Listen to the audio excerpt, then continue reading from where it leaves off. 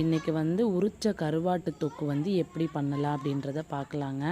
அதுக்கு வந்து சுடுதண்ணி ஃபஸ்ட்டு வச்சுக்கோங்க. அதில் ஒரு டீஸ்பூன் வந்து மஞ்சள் தூள் வந்து சேர்த்துக்கோங்க. கருவாட்டை வந்து அந்த மஞ்சத்தூள் தண்ணியில் வந்து ஆட் பண்ணி நல்லா கிண்டி விட்டுருங்க. இது எதுக்காகனா அந்த பேட் ஸ்மெல்லு வந்து அந்த வாடை கருவாட்டோட வாடை வராமல் இருக்கிறதுக்காக அதை தண்ணியில் போட்டு ஃபஸ்ட்டு எடுத்துக்கோங்க. அடுத்து கருவாட்டு தொக்கு வந்து எப்படி பண்ணலான்றதை வீடியோக்குள்ளே வாங்க பார்க்கலாம்.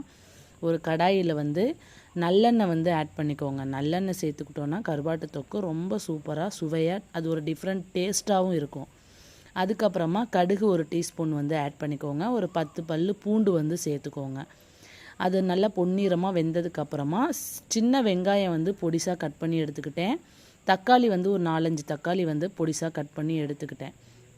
அதையும் நல்லா அதில் போட்டு நல்லா வதக்கி எடுத்துக்கோங்க. தேவையான அளவு வந்து உப்பு போட்டுக்கோங்க. நான் உரிச்ச கருவாட்டுனால அதில் உப்பு அதிகம் இருக்காது, அதனால் நான் வந்து உப்பு சேர்த்துக்கிட்டேன். அதுக்கப்புறமா வந்து சில்லி பவுடர் கொஞ்சம் வந்து சேர்த்துக்கிட்டேன், தனி மிளகாய் தூள். அதுக்கப்புறமேட்டுக்கு நம்ம வீட்டில் அரைச்ச மிளகாய் தூளும் வந்து நான் சேர்த்துக்கிட்டேன். அவ்வளோதாங்க. இதை மட்டும் நல்லா போட்டு நல்லா தக்காளி வெங்காயம்லாம் நல்லா சாஃப்டாக வெந்ததுக்கப்புறம் அந்த கருவாடை வந்து அலசி அதில் போட்டு நல்லா கிண்டி விட்டுருங்க. ஃபைனலி வந்து கருவேப்பிலையும் கொத்தமல்லி தலையும் போட்டு இறக்கி வச்சிட்டோன்னா சூப்பரான சுவையான கருவாட்டு தொக்கு வந்து ரெடிங்க. நீங்களும் உங்கள் வீட்டில் ட்ரை பண்ணுங்கள்.